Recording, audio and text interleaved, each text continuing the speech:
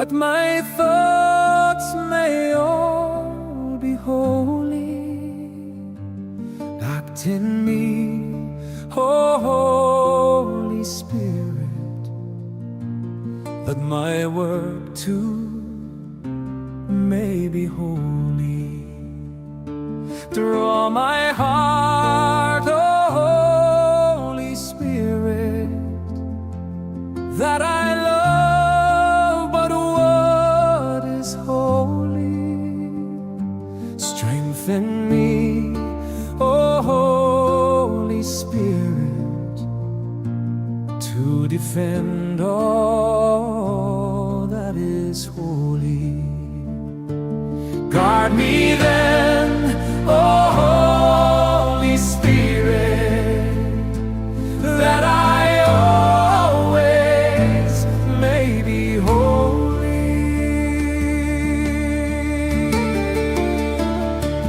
Breathe in me, oh Holy Spirit, that my thoughts may all be holy. Act in me, oh Holy Spirit, that my work too may be holy. Draw my heart, oh Holy Spirit, that I love but what is holy. Strengthen me, oh Holy Spirit, to defend all that is holy. Guard me then, oh Holy Spirit, that I always may be holy.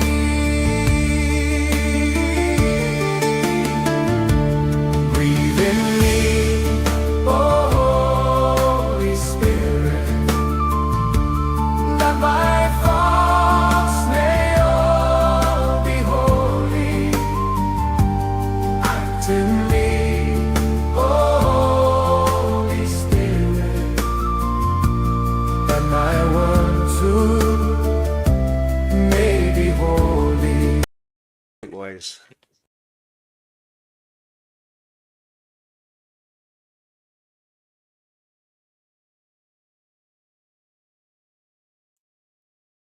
Well, good morning, everybody. You're probably able to tell for the past couple of weeks I have not been myself at all, and I haven't been doing as many live streams as I normally do. And again, I want to apologise for that. But I've had a lot of tumultuous stuff going on in my personal life, and I think, to be honest with you, I've just been burned the candle at both ends for too long. I was away at a trade show last week in London. I've picked up some sort of horrendous lurgy. I'm guessing it's come from that. So yeah, I'm going to actually take a break after this morning show this morning, just till the weekend, just till if I feel better on Saturday, I'll do a sometime on Saturday. Um, if not, I'll try and hopefully be back in the saddle on Monday morning and doing several shows a day. You see, the problem is the workload I've got, and I'm not kidding, is absolutely ridiculous. That's why I've always said this about Advance UK. I can't get involved in standing as a candidate or managing a branch or regional this, regional that. I literally don't have the time to bless myself, as I say in Northern Ireland. Um, and I need to find a way of doing my business, trying to make that work, trying to make these channels work, and giving you guys, really, I suppose, one of the most important things is talking about Christianity in a way that's not, doesn't come across and put people off. I don't want to put people off Christianity. I want to do it in a way that wins people over. I do want to address what I said over the weekend about certain people in Restore Britain, and I'm not doing this because anybody's told me to, apart from my conscience. I should not have called Carl Benjamin a scumbag. That was totally uncalled for. The laugh about it is I actually quite like Carl, and whenever we do the events, I'd have a beer with him afterwards. So I'm going to send him a personal apology as well. But that's a public apology because I called him that publicly. Shouldn't have done it. The other stuff, I honestly think there are big problems with some of the people that are around Restore. That's all I'm going to say. I'm not going to say any more on that. I think Rupert Lowe's a good guy. I think he did, to a certain extent, betray Ben. And again, I used slightly inclement language about Rupert Lowe, but I genuinely have concerns about the direction of travel of Restore because of some of the people that are involved and some of the people that are supporting it. And so I want to put that to bed, and I'm not going to comment on that again because there's no point. The other thing about the Restore Advance issue that I am really, really annoyed about is the fact that we have, and I was talking to Ben, I'm going to play the Ben interview when I finish my little monologue. We have a perfectly formed party, a perfectly democratic party, a party whose structure was forged in the fire of what happened with Reform. And I honestly don't, for the life of me, know why Rupert Lowe had to go and set up another party when there was a perfectly formed party there, which he was being offered the leadership of. And I can only think it's because of influence from people around him. That's all I can think. So again, I believe the way I said things was wrong. It's never right to insult people. It's never right to personally insult people. But it is absolutely right to express my concerns about another party being formed when Advance have literally just come off 1,000-person church where the thing was packed to the rafters and there was a real buzz. It just seems the timing. Let's just say, I've got to be careful what I say because I do know certain things, but I don't want to say them because I don't want to give away confidences that might be close to Restore, because it would be a smoking gun for people that are in Restore. So I do know certain things that I'm not going to comment about, but I think the timing of the launch of the Restore Britain Party in many ways was cynical, and I'm not going to say any more about that. Okay, I'm going to stick with Advance. If Advance ever folds, I'll leave politics. That's how much I believe in Advance. I'm very loyal to people. Okay, if I say I'm going to have your back, I'm going to have your back. Okay, I think Tommy Robinson can attest to that. I've taken serious abuse, serious damage to my reputation for standing with Tommy when it wasn't fashionable to stand with Tommy, when it cost you to stand with Tommy, when it cost you to stand against radical Islam and against grooming gangs. Cost me financially, cost me reputationally. I'd never go and get a job in security or in the military or in media, which I was involved in. Couldn't do it. Couldn't get a job in that at all now. Be completely impossible. So to me, it's the same with Ben. I'll stand shoulder to shoulder, and I've told Ben this. I will stand shoulder to shoulder, back to back, with the Advance team, with Ben and the Advance team, as long as that is a political project. As long as they don't shaft me, I mean, but I do wish that a lot of people would basically stop and take breath and think about what's actually really happening here and who's actually split. Because I got loads of grief from people that don't even know me. Some guy called Dynabane. I haven't even watched his video, to be honest with you, because just some little weird baldy guy, another savant. But I mean,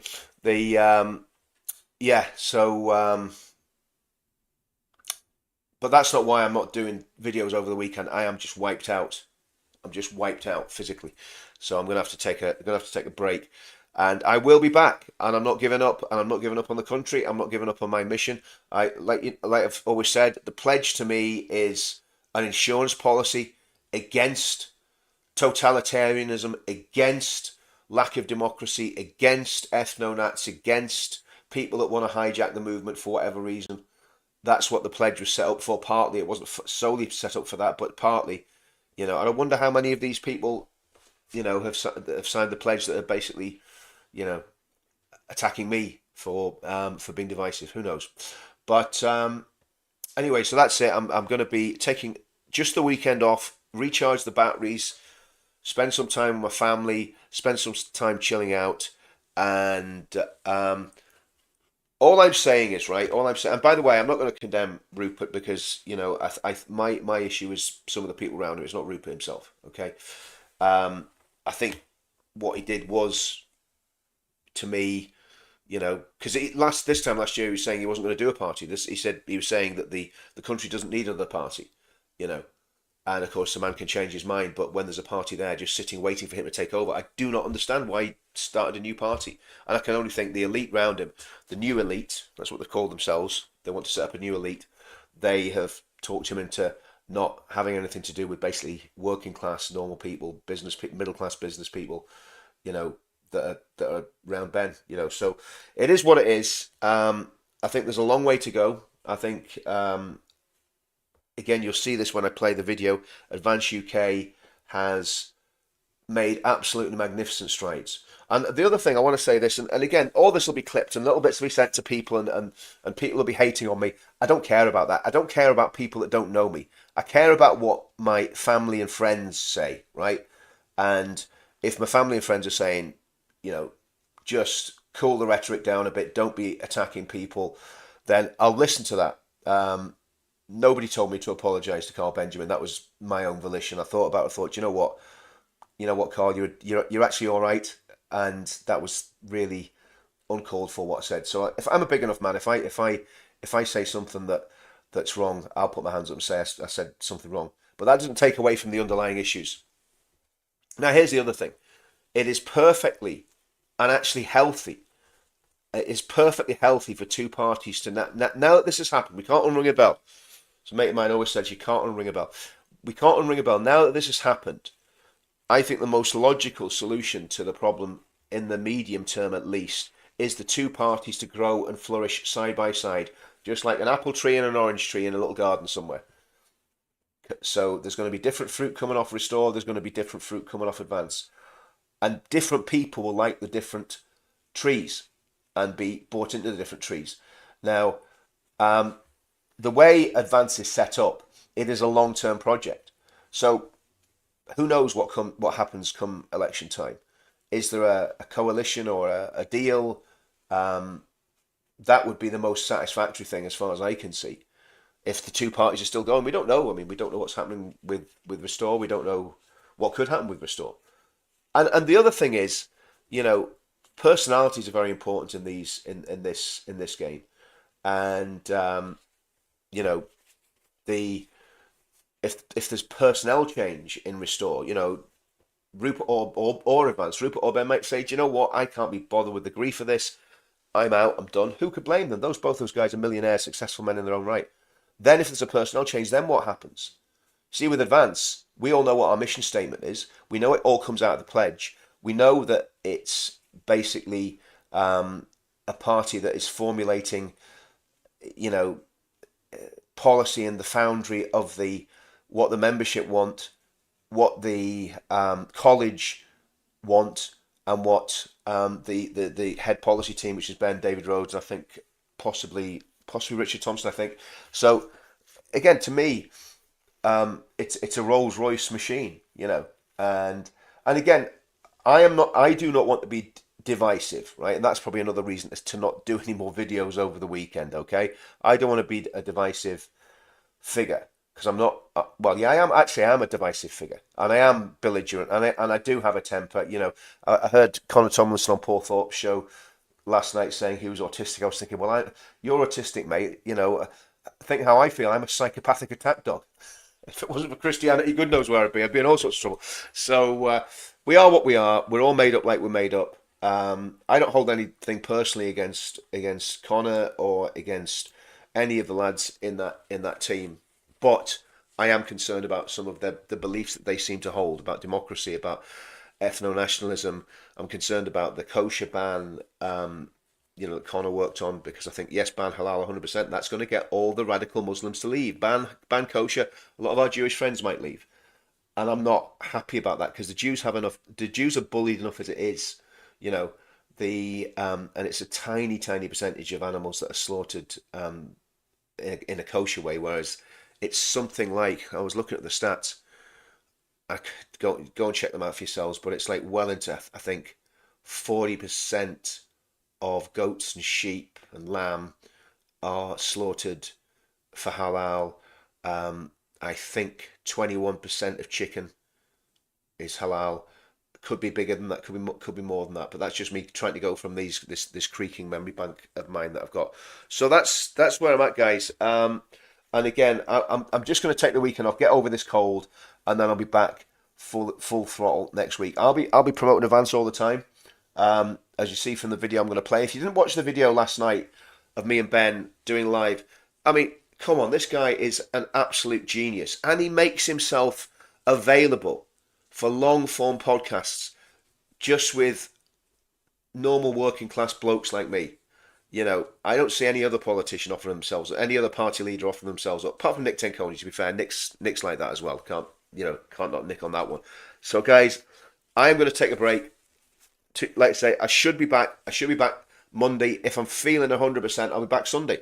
You know, but I just think it's probably the right thing to do just to settle myself. And like I say, I've had a lot of personal turmoil as well, just usual life stuff going on as well. So anyway, guys, here we go. I'm going to play me and Ben at it yesterday, and enjoy the rest of the show. And I actually feel really sad actually saying I'm not going to see everybody till Sunday.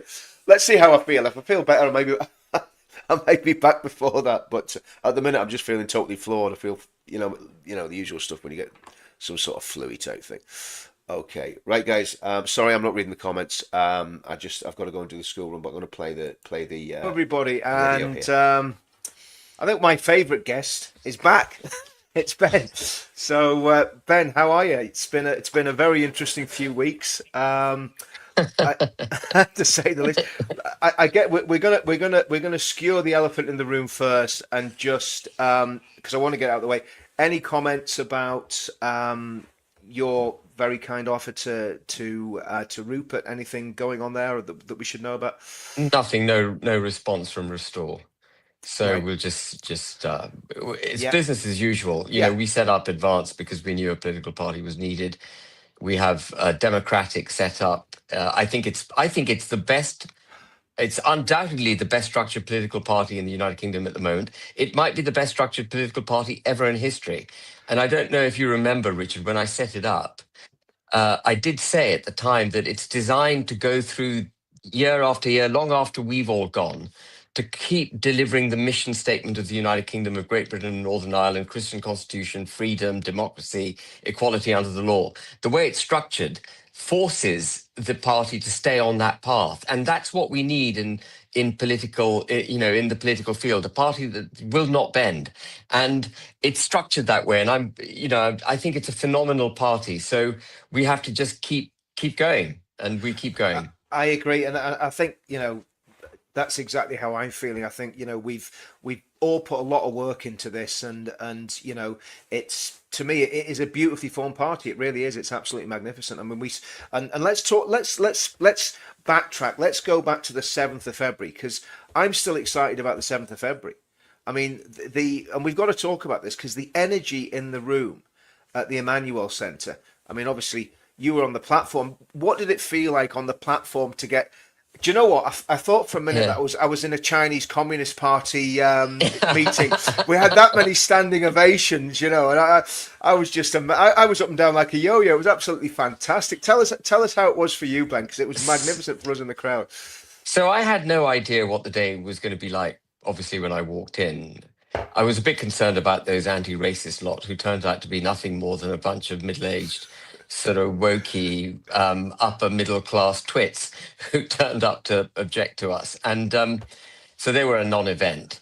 But I can't tell you how impressed I was, if I may, by all the people who spoke. And I was blown away by the response of those who'd congregated in the Emmanuel Centre.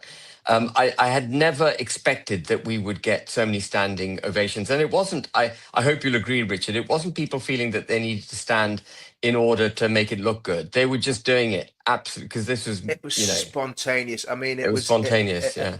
yeah. And if I can chime in, Ben, I mean, I am, you know, I'm very discerning in my public speakers, and sometimes you watch events, you think, yeah, I could have done better than that, and then other times you watch and you go, every single person that spoke, every single person was absolutely magnificent. It's very rare you get that. It doesn't matter what event you're at, someone will always Yeah. kind of kill it a bit, but the tempo just went up and up and up and up. Just the farmer guy, the bowler hat farmer, the Andy Dave, the Dye. veteran. Yeah. Sorry, is it Andy Dye? Andy Dye. Yeah. Yeah. Andy, yeah. Who's the veteran? Is that Andy Dye? That was Andy Dye. Yeah. Andy Dye. Yeah, amazing, absolutely amazing. Para. Ex-para engineer. You Lives know, in Herefordshire, like all good veterans. He lives in Herefordshire. that's why I live in Northern Can you hear Ireland, because me? I'm a bad veteran.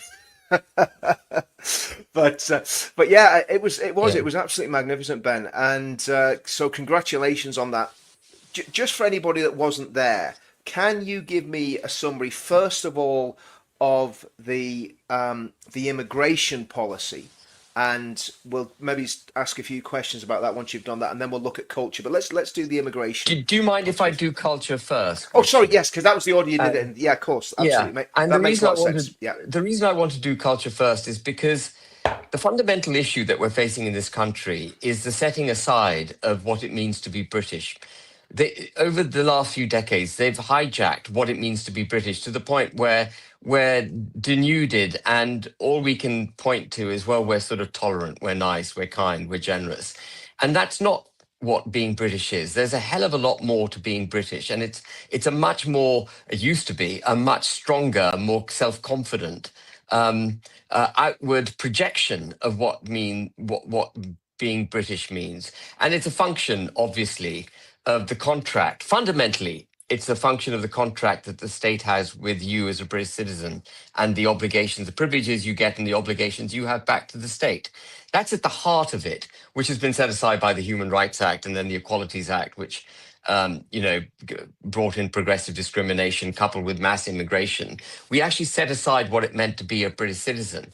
But on the back of that, also, in order to give effect to this kind of we're a nation of everywhere and therefore we're a nation of nowhere, they've traduced our history, they've traduced our national heroes, our language, our art, our buildings, our statues. Everything's been under attack.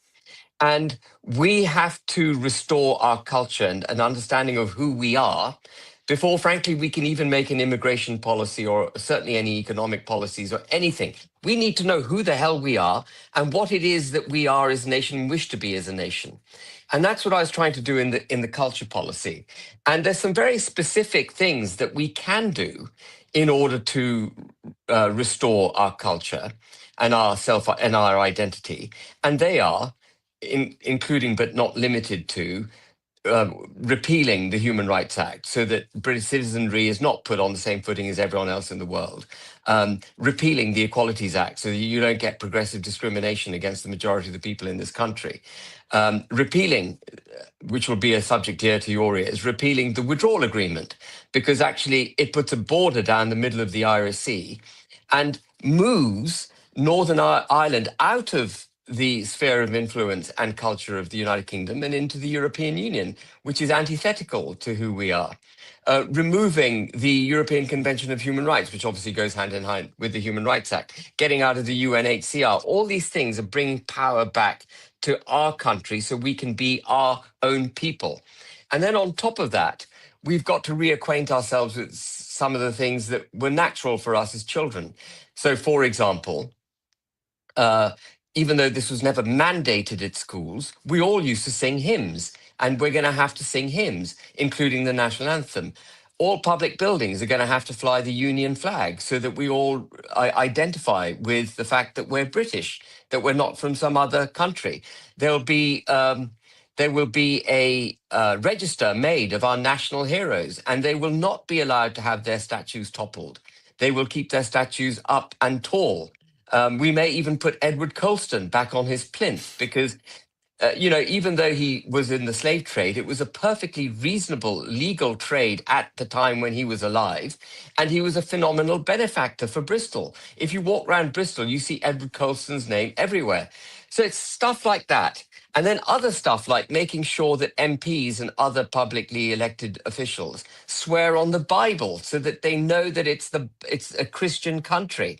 And if they don't believe in Christianity, then they swear on a neutral text, but a neutral text which recognizes and nods to our Christian constitution. And obviously, sorry if I could cut Yeah. across. A neutral text does not include the Quran. The Quran is not a neutral text, so that's No. Yeah, I mean, yeah. an unreligious secular, text. yeah, A secular text. Yeah, Sorry, yeah, forgive me. Yeah. yeah. And so we had a whole load of policies like that, specific things that we can and will do to make sure that we understand who we are as a people and reinforce who we are as a people. And that underpins, I talked a bit about Maggie Thatcher. Maggie Thatcher had a relatively easy job compared to what we've got. She had to fix an economy. There was no shortage of understanding of who we were as a people back in 1979. We've got a much bigger job. We've got to identify who we are first. And then on the back of that, we can make policies for defense, for the National Health Service, for housing, for the economy and everything else. But it all comes out of who we are. What do we want to be? And it won't surprise you to know that I'm also firmly of the view, and I can evidence why, that to be economically prosperous, you actually need a homogenous, settled culture in a country. If you haven't got a kind of homogenous culture, if we haven't got people assimilated into our culture as opposed to living in their cultural silos, we won't be pulling together. We won't be working to the same common goal. We all know that the best teams are not necessarily the stars from all the other best teams in the world, but a set of people who've played football or whatever it is together, understand each other, recognize each other. And one of the questions that was put to me before I spoke was, Ben, are you a bit trepidatious about speaking today? And you'll remember I mentioned this in my speech, and I said, and I thought about it, and I thought, well, actually, I'm not trepidatious about speaking because we're a family in the room. And that attests to the point of how important it is to be of a similar culture so that you don't feel challenged. So you walk about the streets, you go to your jobs, you go to your places of worship or whatever it is, feeling absolutely secure that you're not going to be threatened in your own country. And by definition, that makes you likely to be more prosperous. It also means that because we know who we are, we will be prepared to die for our country, which makes us a much more secure country. At the moment, only 40% of the youth would sign up for the military. 60% wouldn't go to war for the country. That's because they've had their history and their self-belief and their understanding of what being British means. They've had all that set aside. So culture is at the heart of everything. And so that's the first policy that we kicked off with. Yeah, and just cutting in on that, Ben, you were talking about the family in the room, and that family was from every tribe and tongue. There was black people, brown people, Yeah. Chinese people, Jewish, Christian, atheist. It wasn't this idea of this kind of Tribalistic approach. tribalistic, ethnic, or either all black, all brown, all white, this identity, and somebody said to me, one of the guests said to me, all politics is identity politics. And I said, no, it's actually not, because we're not about identity politics, No. and I think that's the danger that we've got at the minute is, and I think that Advance UK is in the Goldilocks zone. It's just right. It's not, it's not far right. It's not playing silly identity politics with ethno-nationalism or playing it on the left. We're right in the sweet spot, to me. And I think it's funny you use the expression Goldilocks, because I was thinking about that the other day when Restore announced that they're becoming a political party. I thought, right, so you got Reform, you've got the Conservatives, you've got Restore, and you've got us, but actually we've got it just right. And Goldilocks is, the fairy tale came to my mind. The porridge is just the right temperature. The bed is just just the right firmness. The chair is just the right size, and so on and so on. And I think we have. I know I say it myself, and thank you for saying it, Richard. But I No, think that's right. I Yeah. really do. I mean, that's why when the sort of disturbance in the force happened at the weekend, I was thinking, no, we can't give up what we've got because it's so precious and it's so good and and that's not in any way to denigrate what anybody else is doing, but just for us, No. what we've got is so precious and so important, and I'm so bought into it that I don't want to see it diluted by anything, because I think we've got it really, really right, Ben. I really do. I Yeah. really mean that passionately, and I think that's down to you and David and the other people in leadership, and just it's a trajectory we've all been on for a long time, and it sees its fruition in Advance UK, and Yeah. I'm very proud of And the what and you've the all reason, done. if I may say so, Richard, why I think we've got it right is because we have structured the party correctly, because it has checks and balances in place. We've got a very clear mission statement. We know how to adhere to that mission statement. All our policies need to deliver that mission statement. Everyone's buying into it, and there's a democratic process and an intellectual pool on which we pull to get the answers we need. No individual has all the answers. No one does. If you have a kind of dictatorship, you will not get the answers. You've got to be able to pull on people and carry them with you. If you don't have a democratic party, you're not going to have a democratic government. I think it's as simple as that. And our party is completely democratic. And I was a bit. I remember when I first looked at the college, I was like, I'm not sure about that. Is it going to sort of give, have entryism and all that sort of stuff? So I think I questioned you about it when we first spoke. But looking at the college working now and what they've done in producing the policy, and just again just the intellectual powerhouses houses that are in that college, that it's phenomenal. It's phenomenal. So again, yeah, and it's not just Yeah. it's not just the structure. It is the mission statement. It is the ethos. It is the and again, people talk about civic nationalism and they talk about ethno nationalism. I think what we've got is Christian cultural nationalism. Absolutely. Yeah. Absolutely right. You've nailed it. We're not civic nationalists. Heard someone the other day describe us as civic. We're not. Civic No, we're not. nationalists believe in institutions in their own right. I don't believe in institutions in their own right. I believe in our culture, who we are. Yeah. I mean, I'm very clear on who I am in my mind. And I want everyone in this country to feel the same about their wonderful country. Yeah, absolutely right, absolutely. Okay, this is the big one, the immigration one. It's always a thorny issue Yeah.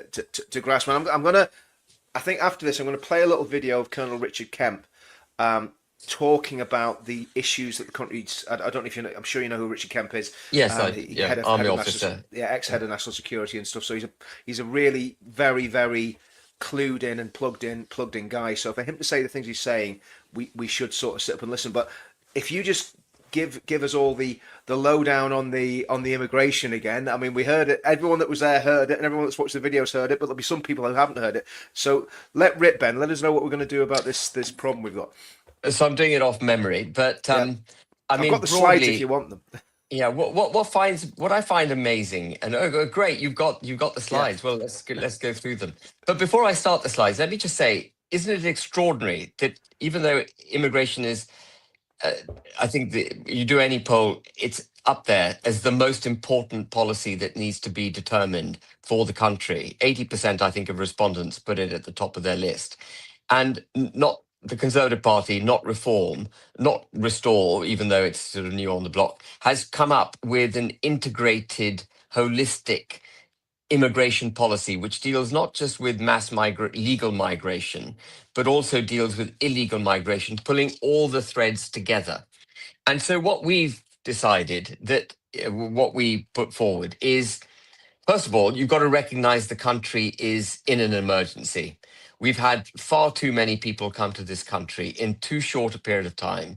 And even with all the correct policies on culture, there will be no time and no ability to assimilate all these people because we're just overwhelmed. So we have to declare a state of national emergency so that we can actually take the steps that we need to take in order to give effect to our policies.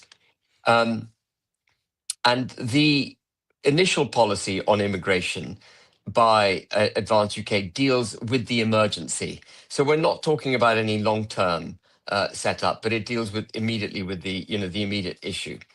And so the first things that we're doing, actually very similarly to the culture, you can, if I do that, you can just move the slide on. Yeah. So, Okay. So the first thing that we do is to repeal these acts of parliament that I mentioned before, get out of the European Convention of Human Rights, get out of the UNHCR, repeal the Human Rights Act, repeal the Equalities Act, and get rid of the withdrawal agreement. And you have to do all of that because you need to give Parliament the ability to take the steps it needs to take to stop the boats in the channel, for example, to deport people where they need to be deported, to detain them where they've entered the country illegally, and so on. And the withdrawal agreement is vital. We have to denounce the withdrawal agreement because unlike Reform, when they came out with their deportation policy, they tried to keep the European Convention of Human Rights in place in Northern Ireland. They tried to step round the withdrawal agreement and the Good Friday Agreement, but you can't step round it. Northern Ireland is an integral part of the United Kingdom.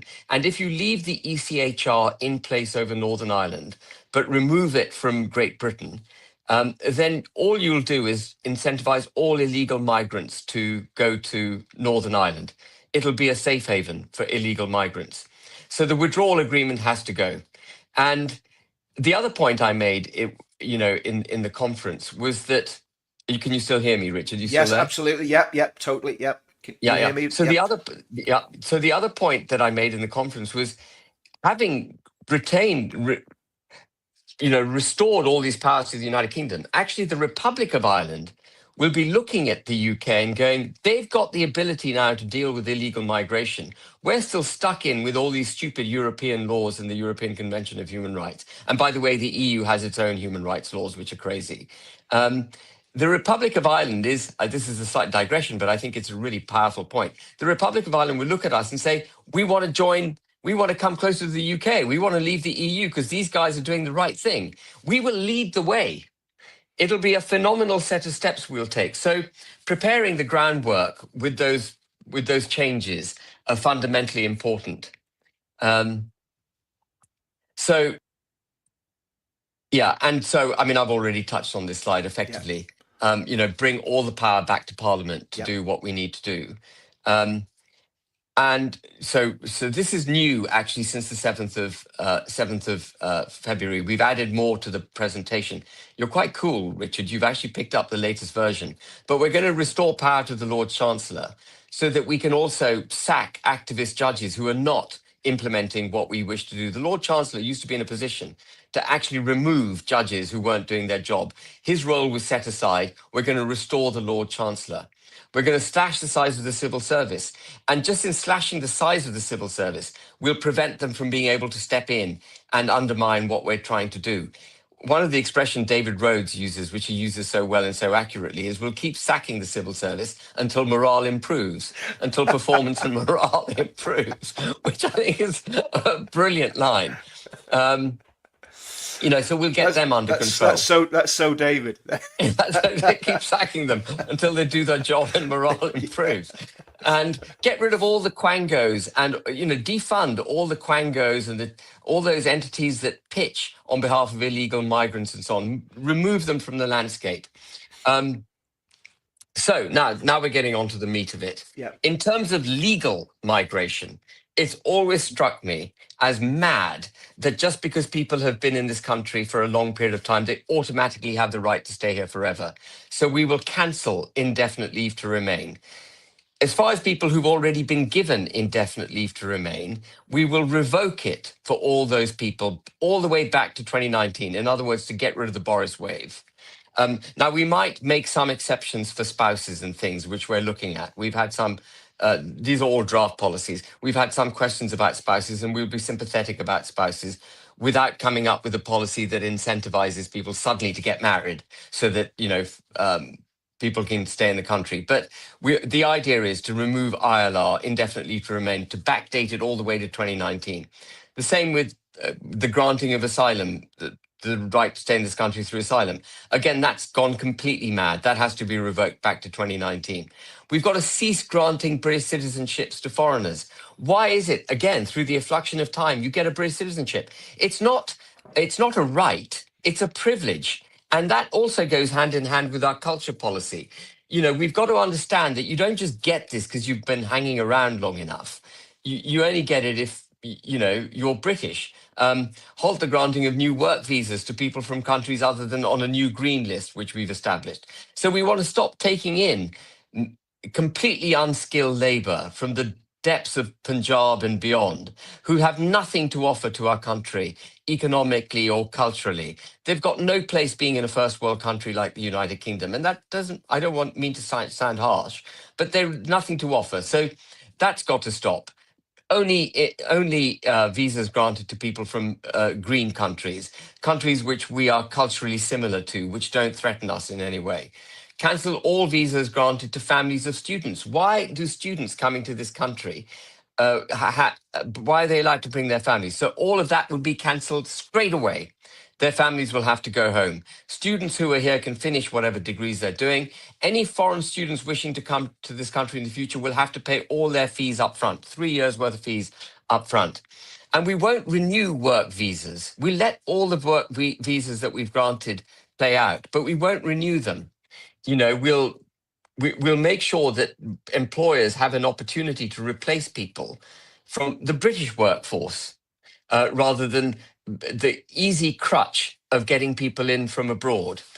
We make some exceptions to that for, very highly skilled, highly paid people who are actually adding to the fabric of the United Kingdom. But as a rule, work visas will not be renewed once they've expired. And so the green list is there. You can have a look and everyone can see that it's a sensible set of countries. And we'll reverse mass migration. And how do you do that? Well, you've got to give people incentives to leave the country. Abolish all benefits for foreigners. We've got 1.5 million foreigners on benefits, which at £10,000 a head would be £15 billion that we're spending on them. That's just universal credit, okay?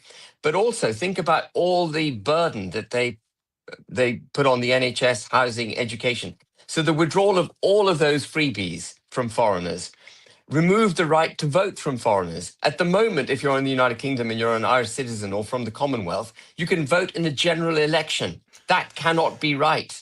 That has to change. Otherwise, our politicians are making policies for foreigners. Only British citizens should be allowed to vote in general elections. That's why people are talking about building airports in Pakistan and us funding it, isn't it, Ben? Absolutely. That's in what's going on Mirpur, there. Yeah, in the Mirpur, depths yeah. of Punjab. I mean, a place that most Pakistanis don't know exists. I don't want to go to. That's right. I don't want to go to. Yeah, that's absolute. And we've got to encourage those who are legally in the UK to go home. Yeah. There's nothing extreme about that. We just say, look, we've got an issue in this country.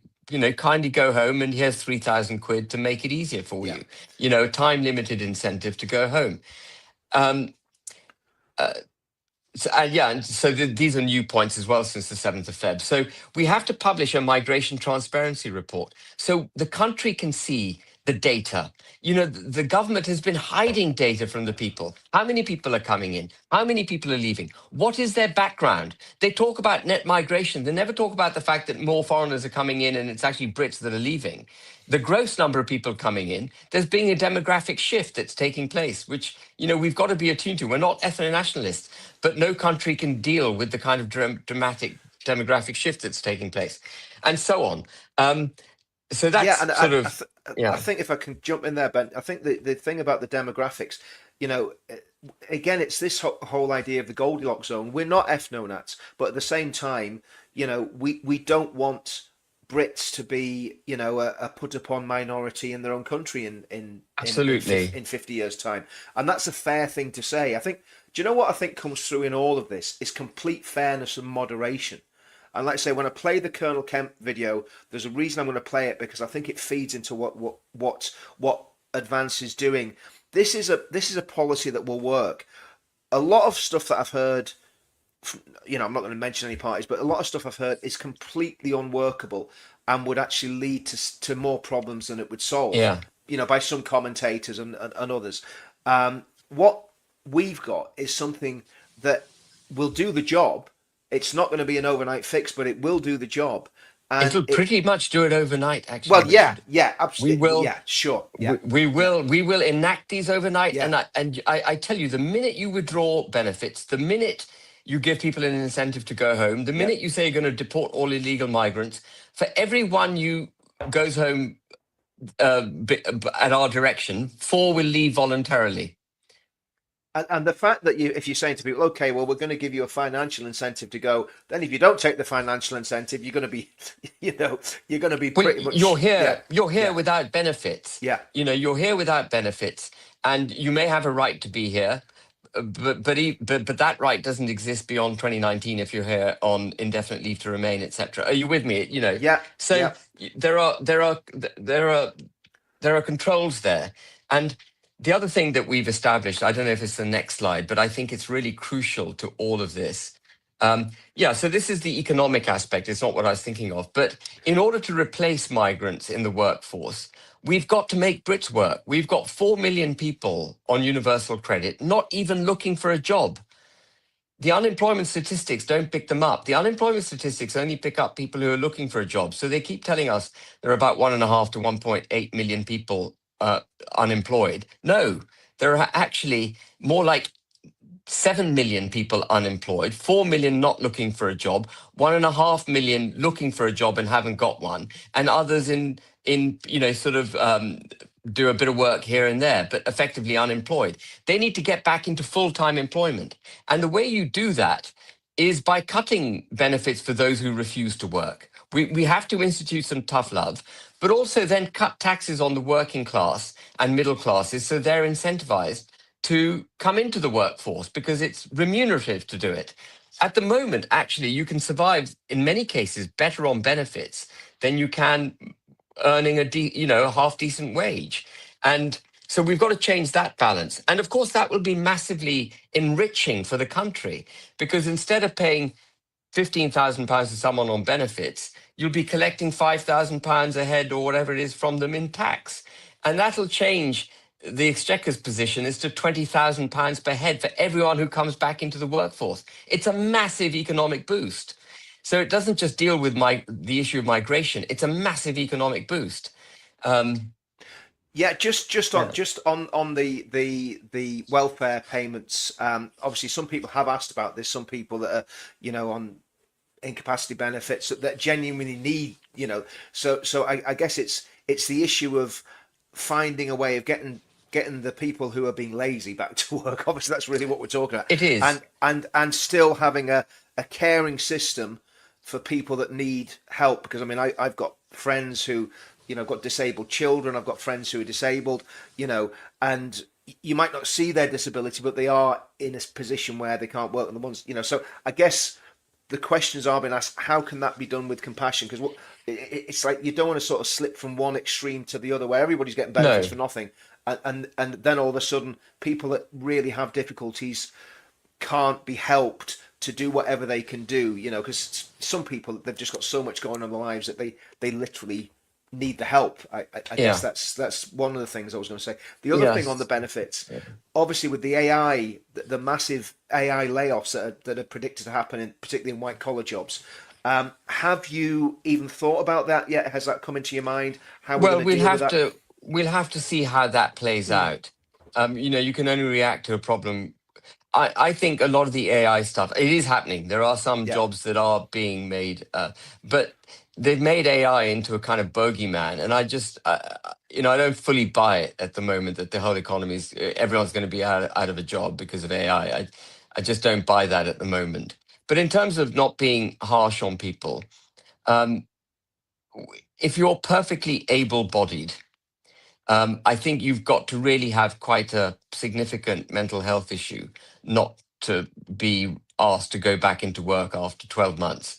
So, we're going to have a 12-month cutoff for people who are able-bodied and say you've got to get back to work. Now, there will be exceptions. We will probably make mistakes. There will be some mistakes made as we try to, sort this problem out. But the mindset needs to change as at the moment, people think benefits is a career option. And people have got to understand benefits are there as a transitionary protection, transitionary protection, as you find another way to make yourself useful in the economy. There will be some people who are incapable of working full stop, and then they do need the protective blanket of the state. Absolutely. But they are very few, Richard, not 4 Yeah. million people. Oh no, no. And I think what I was thinking more, Ben, was people that are carers that are actually caring for either disabled children, disabled spouses, disabled parents. I think that's probably an issue. But again, it's a micro issue, but I think it's just something to sort of flag up, just Yeah. for maybe the college to have a look at and see, okay, how can this be done with compassion for those those people, I guess. Well, one of the other things we did say when we revealed these draft policies is, we do now want members to come in with their comments and ideas so the college can consider them. Because, this is an iterative process. Nothing is going to be firmed up until we get to 2028. And we've had lots of iterations of this and lots of what if, and we've addressed all of that. And this is the slide that I wanted to get to. This is a really important slide. There's got to be, if you're in this country, if you're in the United Kingdom as a guest on a visa, or indeed indefinite leave to remain, you cannot be doing things that are to the detriment of the country. So we've introduced the concept of a residence covenant. So you adhere to the law in all respects in our country. If you break the law, you're deported. You lose your right to be in the country. You do not engage in any activity other than the activity which is granted to you by your visa. You do not engage specifically in political activity. Many countries, by the way, have these restrictions already in place. You're not allowed to, for example, in the UAE, as a foreigner, you're not allowed to, even as a local, I think, you're not allowed to, indulge yourself in political activity. Why is it that we've got foreigners coming into our country and getting stuck into our politics and trying to change the way our politics is prosecuted? Absolutely not. That has to stop. You can't advocate for foreign countries.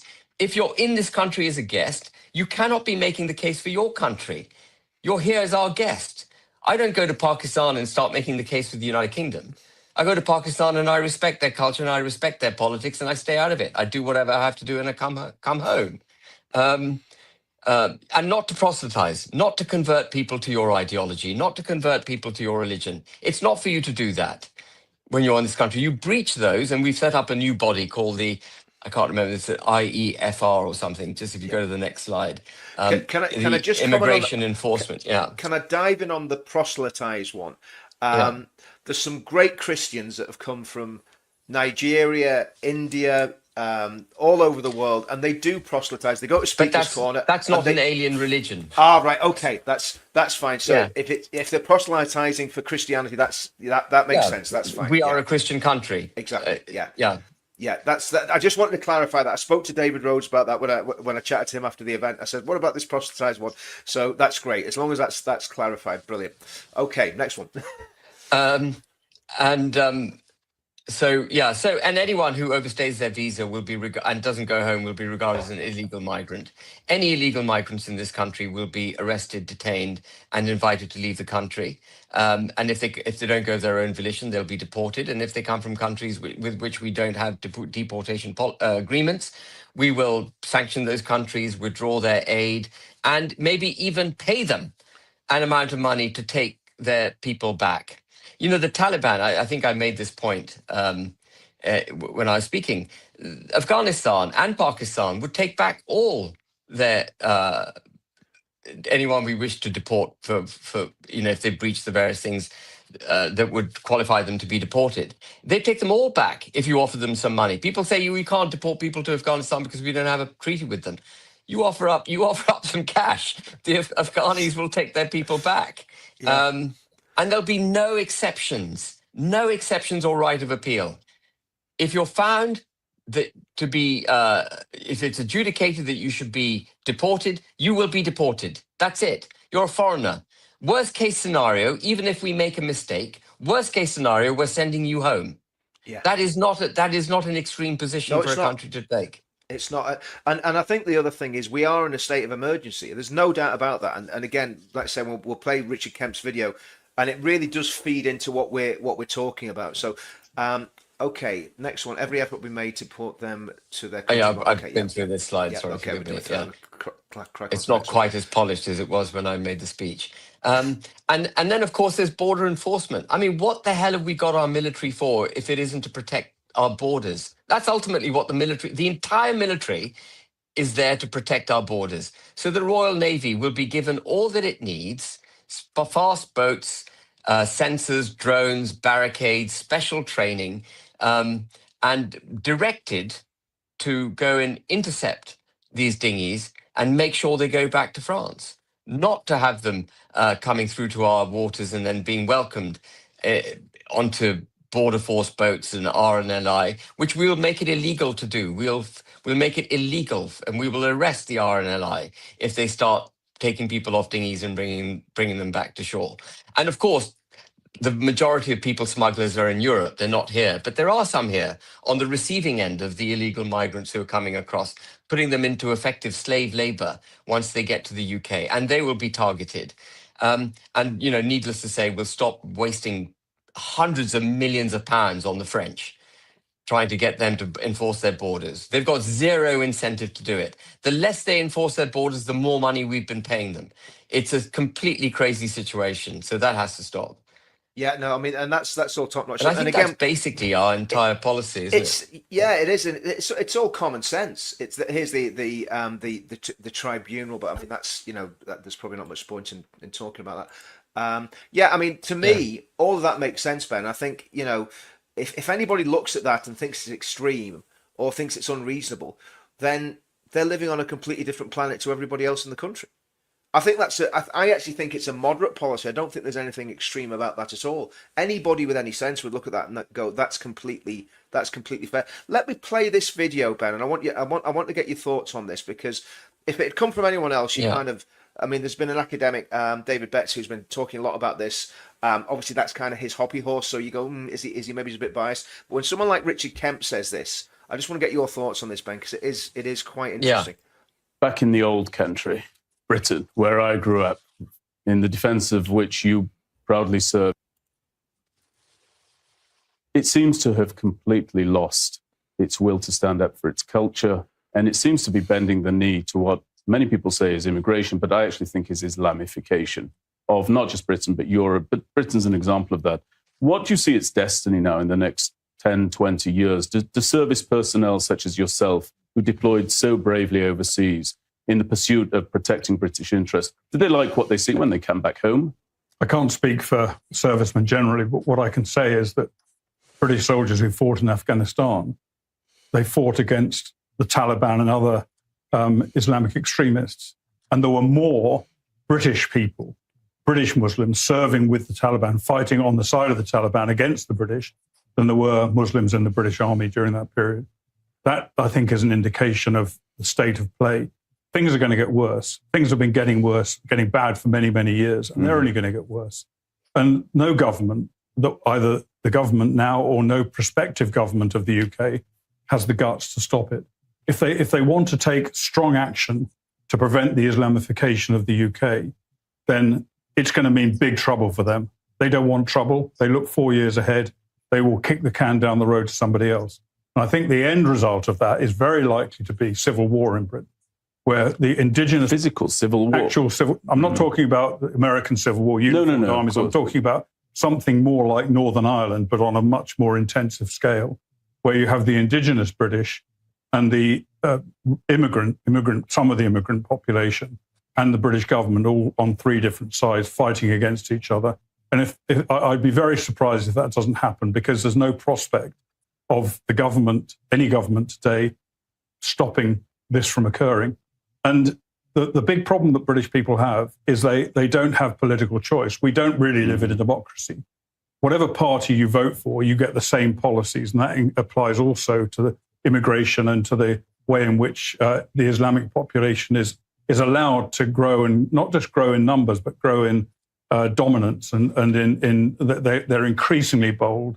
There are now in Parliament, since the last election, there are something like 6 Islamist MPs, members of Parliament, who got elected on a Gaza platform in a British election. Yeah, and we're going to see much more of that in the next. So, I mean, just your thoughts on that, Ben. I mean, I've got some thoughts, but I just want to hear what you think about that. Obviously, it's probably the first time you've seen it. So, yeah. Well, I mean, I completely sympathize with the concerns he's got. And what he's effectively forecasting is what will happen if those who are politically charged with protecting this country don't do their job. Eventually, the people will rise up. It'll either be what he described as the indigenous people rise up against those who they feel are assaulting them. And we're heading in that direction, undoubtedly. There is ethno-nationalism on the creep, quite dramatically increasing. And that's why people like Advance need to succeed. Parties like Advance need to succeed. We need to succeed so that we can sort this problem out peacefully. This problem that's being, about to kick off or whatever, we've got to sort it out peacefully. And I think you've heard me say that many, many times. It's got to be done peacefully to the maximum extent possible. No one welcomes violence. Violence doesn't get a proper result. We will take. Some people say the French have never recovered from the French Revolution. And I think that's right, because it was such a violent experience that it's scarred their whole system. And we don't want that in the UK. We don't want that in the UK. We've got to do it in our British way, firmly, fairly, get the job done, but get it done before it becomes an intractable problem that explodes. Yeah, I agree to a certain extent. I think one of my concerns is, Ben, no matter what you do, the far left and the Islamists will use it as an opportunity to be victims. So even if it's a very fair policy, I'm not talking about normal Muslims, I'm talking about the Islamists, the sort of like this guy that's standing for election in Birmingham, that's an ex-terrorist. These guys, they will use it, and my question is, if there is an insurgency of sorts, or there is a kick, because I think one or two things can happen if we don't get elected. Then Richard, zero tolerance. Yeah, zero tolerance, and you hammer it. Yeah, absolutely. Because I think if we don't get elected, the insurgency will be from the indigenous people. I genuinely believe that. I agree. Yeah. I think Richard Kemp's absolutely right on that. That's where it's going to come from. Yeah. And then you're going to have, like you said, you're going to have the Islamists will then radicalize more, and then you'll have the government, like they were in Northern Ireland, standing in the middle. You've lived through this in Northern Ireland. That's how everyone gets worse. Ben, that's whenever I started doing this, I saw the parallels. In fact, when again, I don't want to talk about me, but when I came to Northern Ireland in the 1980s, I was serving with lads from Middlesbrough, Bradford, all those northern towns that had these big, growing Pakistani Muslim communities that were causing trouble even then. That Salman Rushdie, people forget the Salman Rushdie thing happened in 1989, where they started. I know. And so we looked at that as young soldiers and went, this is going to happen in England in 20 years' time. And it wasn't 20 years' time. I think it was 18 years. It was 2005 when the 7/7 bombings happened. So I think I don't think we can minimize it, and I don't think it can be done totally peacefully. I think there will be an insurgency either when the immigration policies kick in by the hard left and certain sections of the Islamists, and if we get a reform government that are not going to do anything about it whatsoever, there's going to be a lot of disappointed people, and I think that will give rise to a restive population. I think if that happens, then I think the quickest way to peace is actually zero tolerance. It's when you don't take a completely zero tolerance attitude that it ferments, it gets worse, and then you get tit for tat. There's just got to be an absolute clampdown at that point. Right, okay, we're not tolerating this. Bam. Exactly. And again, it's something that I spoke to, going a bit off script, but I spoke to David Rhodes about this several months ago. You might be in a situation where you need to raise, a government, a British Army run regiment that is a home guard, a home defence regiment, a bit like they had in Northern Ireland with the Ulster Defence Regiment, to actually, if it does kick off, you've got a force there to deal with it, because the police wouldn't be able to deal with it, and the military always deployed all over the world. So it's just you know, it's a bit of a curveball, but it's something I think that probably Yeah. needs to be Well, thought about.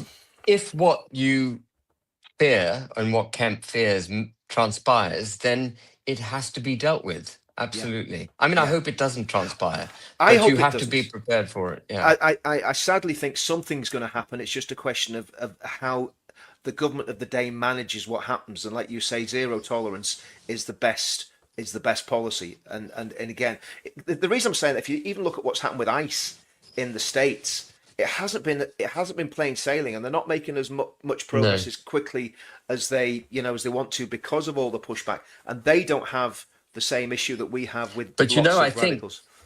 the mainstream media in the US are painting ICE as being much worse than ICE is, because they're trying to undermine the narrative. But I also understand, for every one deportation that's taking place, 4 are leaving voluntarily from the Wow. US. Yeah. So Trump is making an impact.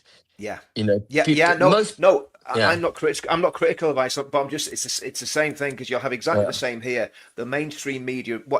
Whatever government, whether it's us, Restore, Reform, whoever it is, whatever government, whoever forms the next government, or even some sort of mishmash of loads of different parties, whatever it is, when you start making those hard decisions, the media, the left, the establishment, it's going to be well, difficult. just remember, Richard, but just remember, under our policy, we declare a state of emergency Yeah. Yeah. at the beginning of our parliament under Yeah. Advance UK. We declare a state of emergency. So we will be taking, firm action. Yeah, yeah, and that's what needs. That's what needs to happen. Okay, so let's move on to North from one civil war to another. Let's move on to Northern Ireland. So we're not at civil Yeah. war anymore, thankfully. So obviously there's a lot of enthusiasm for advancing Northern Ireland. I don't know what the numbers are looking like now. I know, I think you shared them with me when we were chatting, that there's quite a lot of people have actually joined. Do you know the figures off the top of your head, how many members we've got in Northern Ireland at the minute? I don't know. I should have looked at them before coming on, but last time I looked, it was like 600 members and about nearly 700 members and supporters. I'm sure it's gone up since then. Our membership has continued to go up at a reasonable rate, by the way. It's accelerating. Yeah, which is great, and I think as people see the policies and see more and more of what's happening, it's gonna be a great, it's just gonna get bigger and bigger. Can I just Yeah. show you this? I sent you this document earlier on today, Ben, and this is just.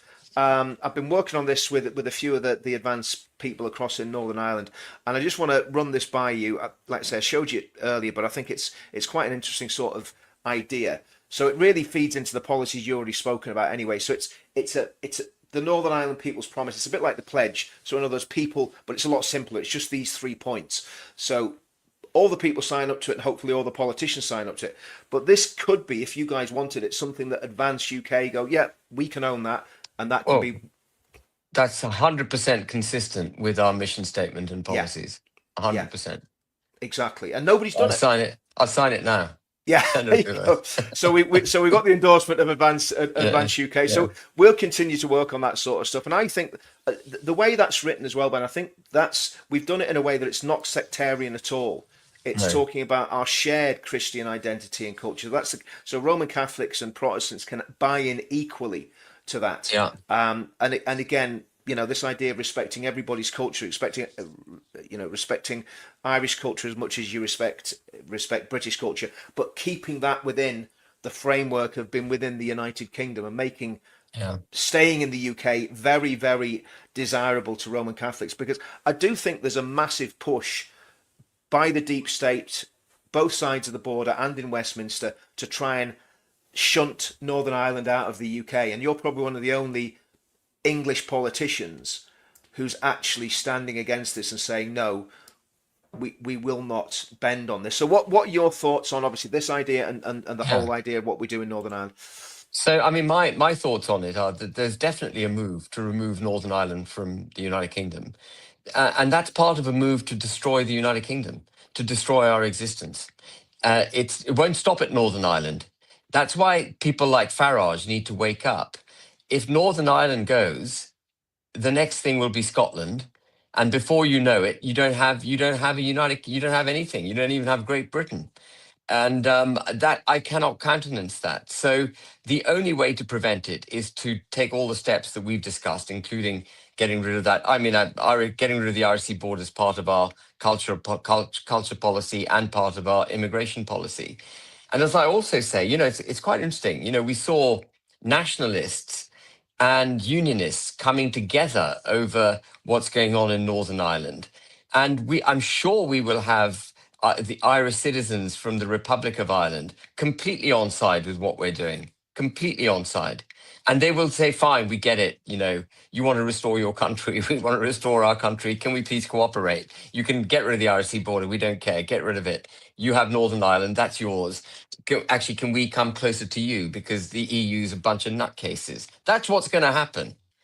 I hope so. I mean, the problem we've got in the Republic of Ireland, that politics is totally dominated by swivel-eyed lefties.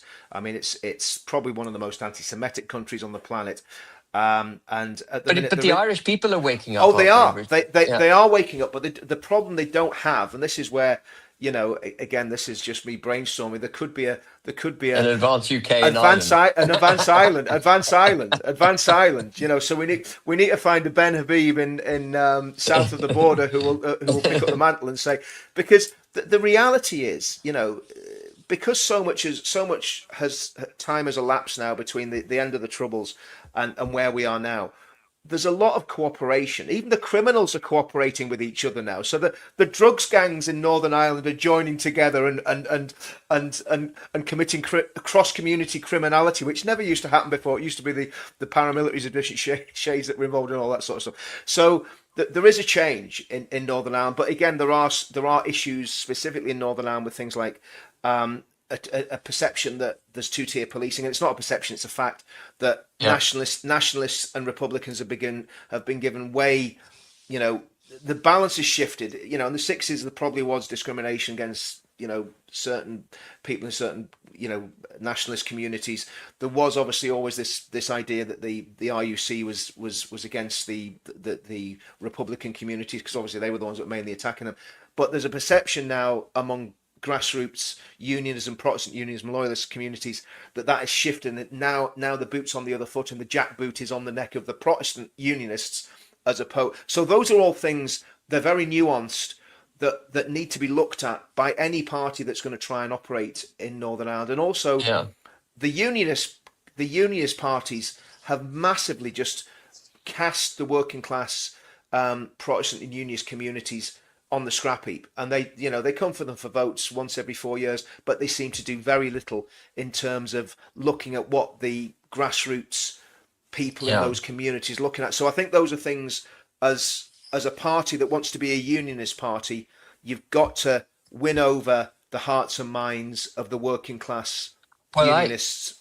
I mean, I don't know if you've heard me say this, Richard, but I don't think any politicians got any place in politics in a democracy if they don't stand for the working and middle classes in Northern Ireland, Great Britain, wherever, because it's the majority of people in the country are working in middle class. You have to stand for them. If you're standing for some other, the elite or some sectarian position, I mean, I'm afraid it doesn't wash. So you will see in our economic policies that we are entirely orientated. You saw a glimpse of it in our immigration policy. We're entirely orientated to the working class and middle classes. I don't want to forget the middle classes, because our middle classes now are actually much, much poorer than you might expect from a middle class. The entire country is much poorer. And so we need to look after the middle and working classes. When I say working classes, I mean people who are actually working. Sometimes people think, well, if you're coming from an economically disadvantaged background, you're working class. Well, in my mind, you've got to be prepared to work to be part of middle class. Someone said, working class. Someone said to me, Angela Rayner is working class. And I thought to myself, well, I'm not sure she is, because she plays the system. She got an extra house when she wasn't meant to have one. She avoided stamp duty. She's playing the flipping system. If she was once working class, she ain't working class any longer.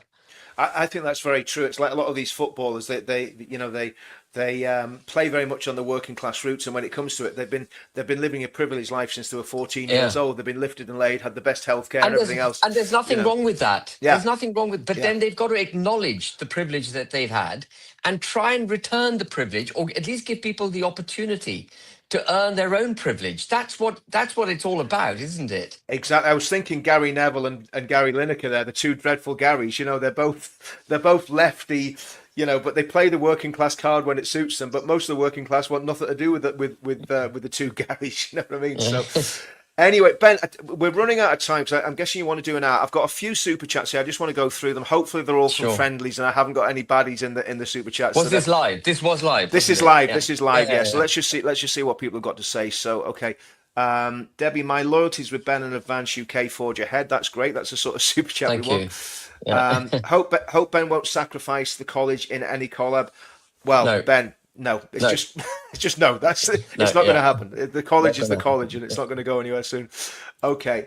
I thought all the speaks on the 7th were fantastic and detailed. May I suggest doing a short summary of highlighting the points? That's actually a really good idea for whoever's doing the social media, Ben. If somebody can get those things chopped up and get them everywhere. You know, I'd love you to do that, Richard. Thanks, Ben. Actually, I'll talk to you about it afterwards. I've got a very good volunteer who's really keen, young man, and I said now you've got to understand. It's one thing about Advance UK. There are no wages. We're all volunteers. So if you want to do this, you're doing it for nothing. And he said he would. So I'll talk to whoever's in charge of that afterwards. Okay. But 3 to 5 minute chunks. Yes. CO2 lad. That's a great idea. Can I ask Ben to clarify what he meant when he was discussing his stance on Quran and King Charles? Ben stated it was the word of God. I'm fully supporter and truly believe in Advance UK. So the Quran. So the challenge I think Islam has, and I've said this repeatedly, and I've thought this all through my life, is the challenge Islam has is that the Quran for the Muslims was dictated to. Can I just jump in there? Yeah. I think that's the key, and I did pick. I remember that actually. I think that was quite a while ago. The interview, and I think what you said, it's the word of God, and you didn't say to the Muslims, but what.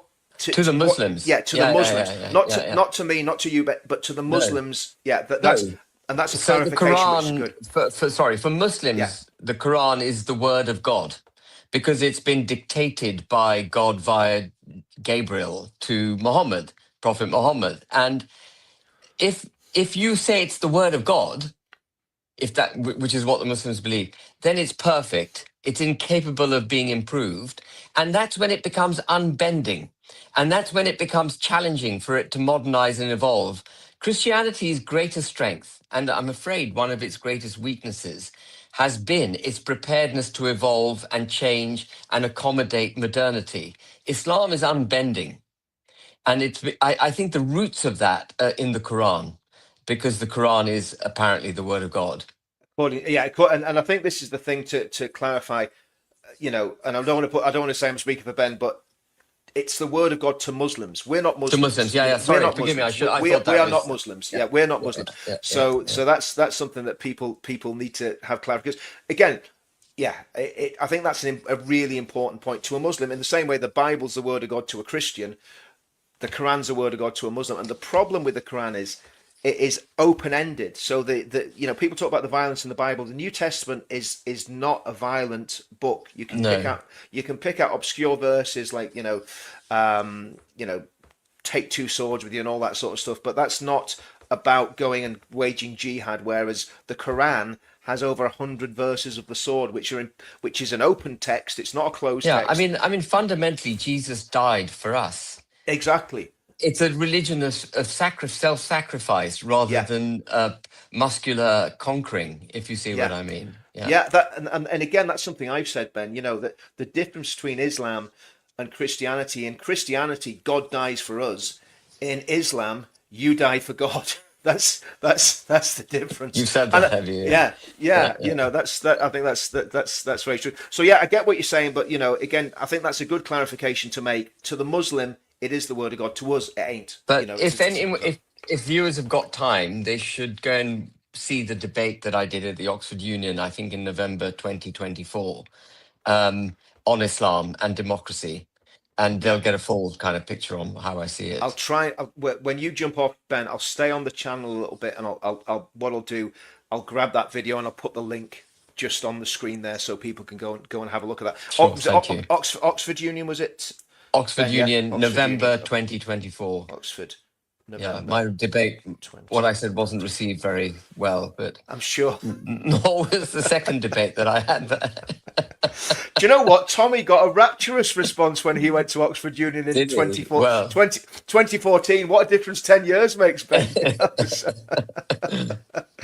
But love you, Ben. I'm behind you all the way. God bless. That's great. And again, these are the comments that I've been getting all week from people saying, look, don't bend, don't compromise on what you guys believe. Keep going. So there's a lot of encouragement.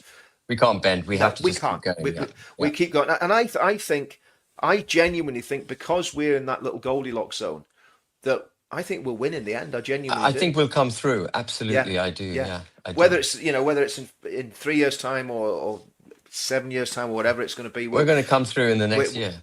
we're going to save the country. We've no option. We are coming through in the next year, Richard. Yeah. Oh, I absolutely. don't. Yeah. No, I agree. 100%, 100%. And there's a lot. Look at what's happened in the past. Since we became registered. Look at what's Yeah. happened.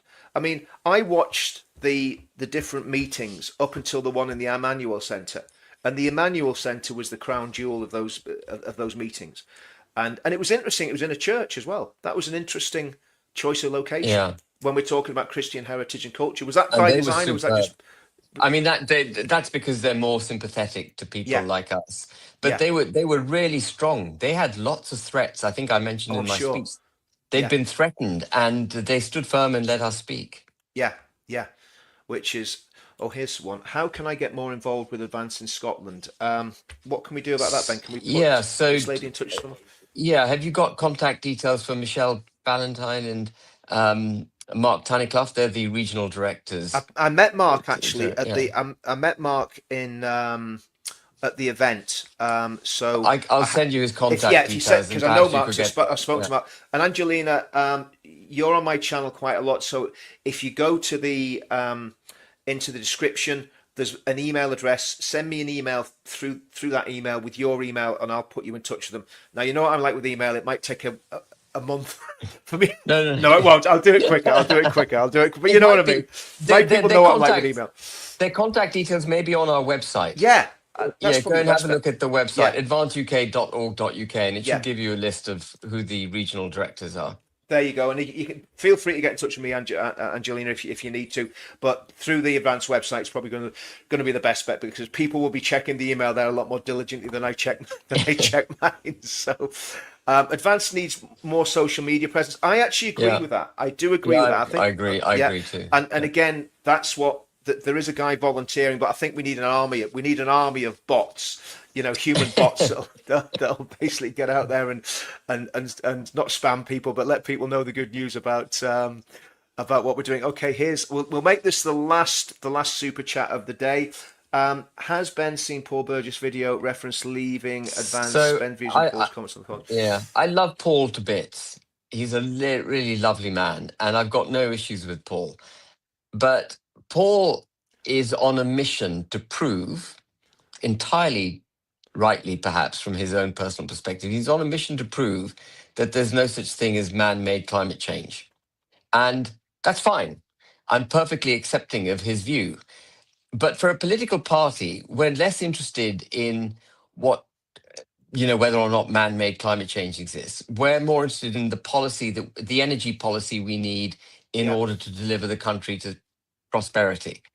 And we kept wanting to just do the energy policy, and Paul kept wanting to go back to the debate about whether or not there was man-made climate change.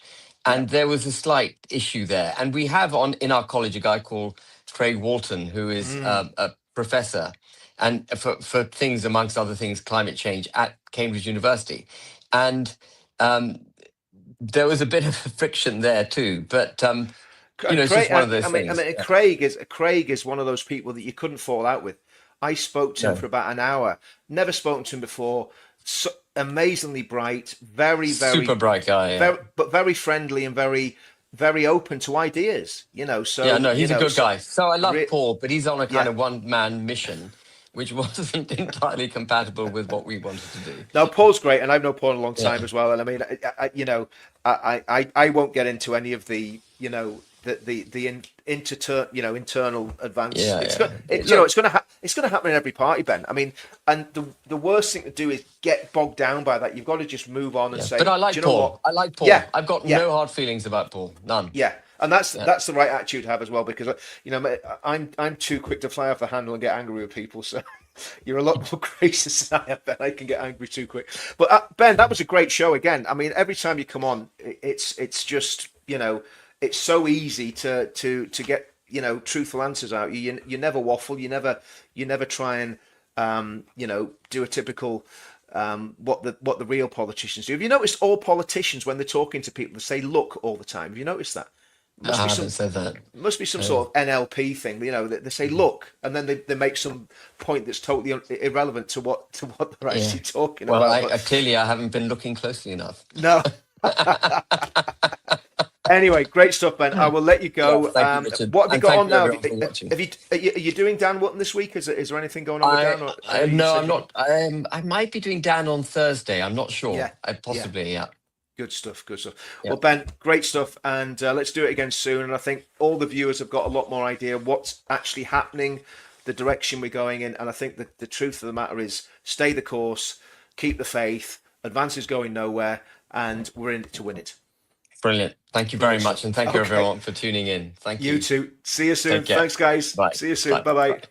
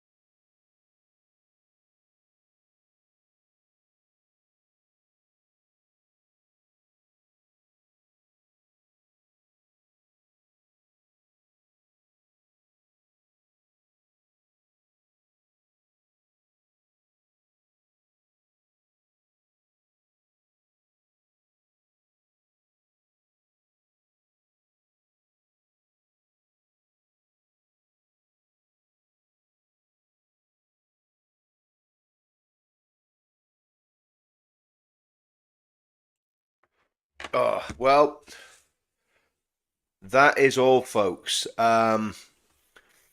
Okay, guys.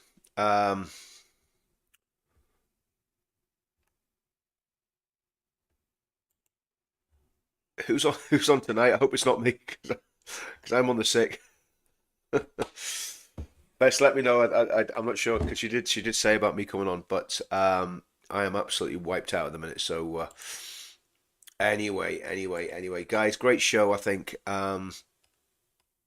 let's just keep on going. Let's keep going, and like I say, I'll be back Sunday or Monday. Going to get a bit of a rest, bit of a recharge of the batteries, and we just got to keep going, haven't we?